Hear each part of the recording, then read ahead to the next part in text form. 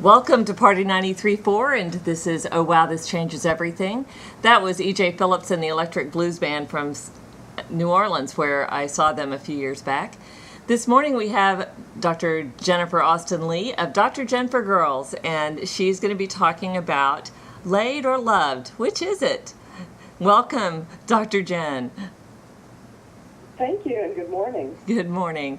So tell me about how you came up with this idea, and I know you've got a book that's written by that title, so tell us about your process, how you came up with the whole concept. Sure. Well, actually, I started writing a book for teen girls, a listening skills book, because my very first book out was a book on listening skills.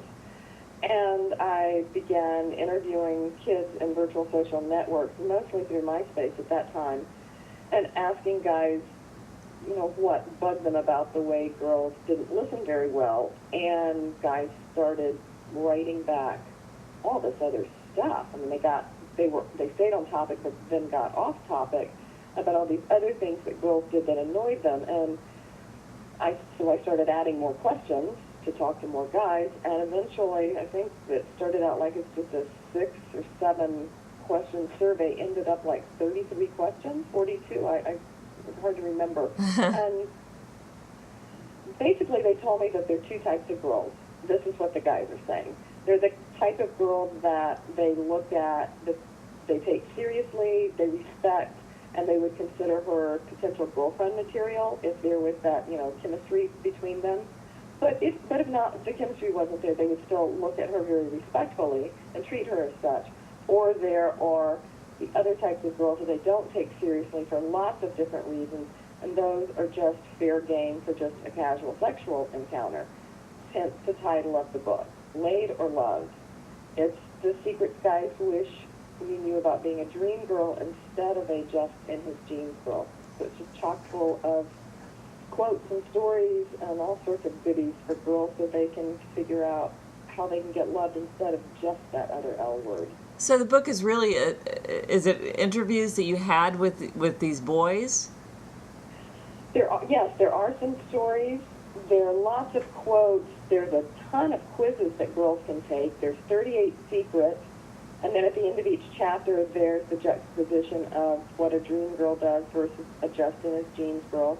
I've snuck in neuroscience in layman's terms, so teen girls understand a little bit more about how their brain's working. Very good. And how that can get them into trouble. Right. And then, of course, as a doctor of psychology, I've tucked in just basic, good psychology for them.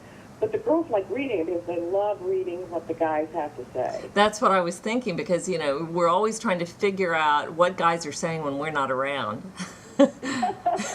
Exactly. And what I discovered was pretty shocking, to be quite honest. That's why I ended up abandoning a listening skills book. There is a chapter in here about the lost art of listening. I did get all the tips in there for girls how to be better listeners so that they can show guys respect through their listening skills.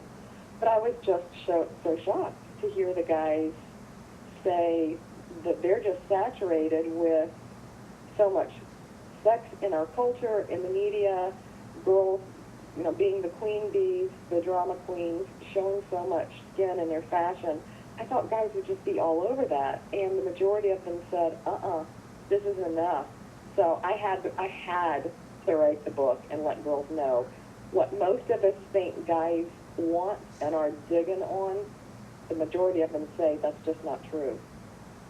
Wow, and I think that's so important, and because of the fact that you do see these girls that walk around wearing way too revealing clothes, and of course I have my understanding about why they do that, and I'm sure you do too, but it's interesting to note that it doesn't have the effect that I think that they think that they'd like to have.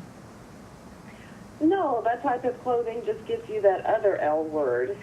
When right. A lot of times they want the attention. They want to grab a guy's attention. They want to snap his head. And I understand that, except that that's about as far as it goes. The guy just sees her as, just, well, I mean, I'm trying to think of the politically correct word for it, but it's easy. Fair game. It's easy. Yeah, she's just fair game. When, in fact, that young girl probably wants affection. She really wants someone to get her, to understand her, to love her. And so girls are going about how they get that ultimate goal of being loved and treasured and taken care of, much like Edward treasured and cherished Bella in Twilight. You know, they yearn for that, and they're going about it the wrong way. Well, I know that, looking back on my own adolescence, which was a difficult time for me, and I was one of those girls, because I didn't have a good relationship with a father figure. And as a result, I dressed revealing for that time. Understand, not the same as what they do today, but at the same time, that was where I saw my value, was in attracting guys' attention to my physical appearance. Exactly. Well, times have not changed in that girls still are doing that. Times have changed in the manner in which they do it and how aggressively they do it, because we have a culture that's now, I feel like brainwashing them into believing that that is all that they're worth.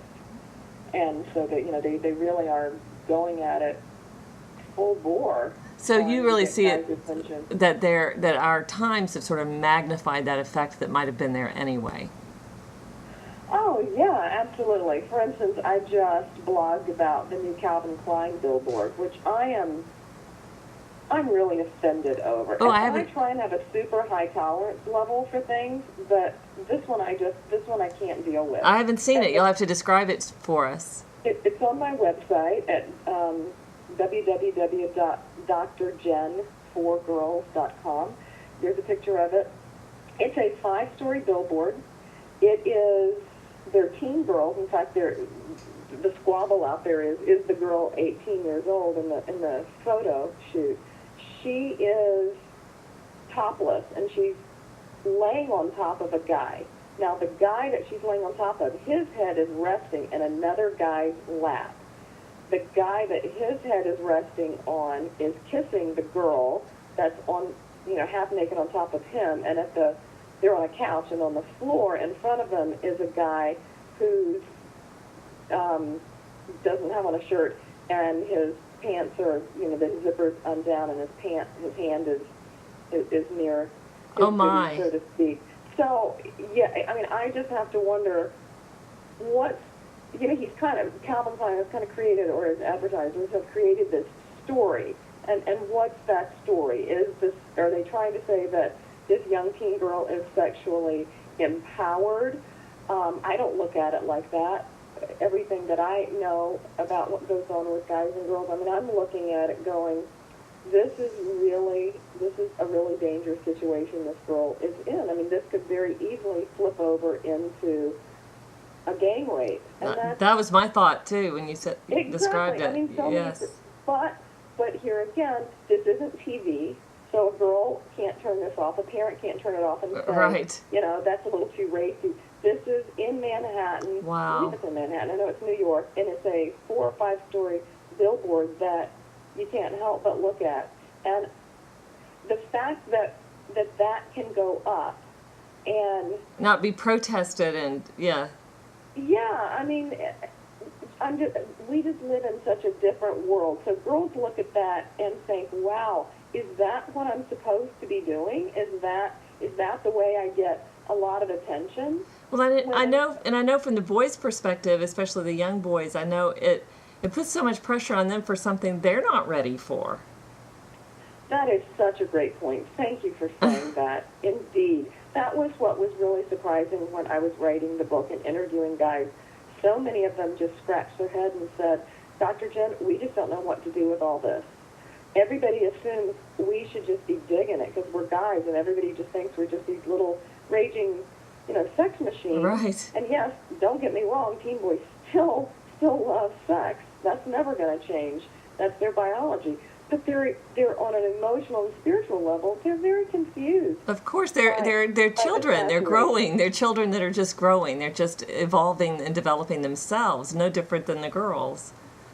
Exactly. So we've got a culture giving them messages that are pushing them into adulthood and into sexualized encounters way too young. Absolutely. Way too young.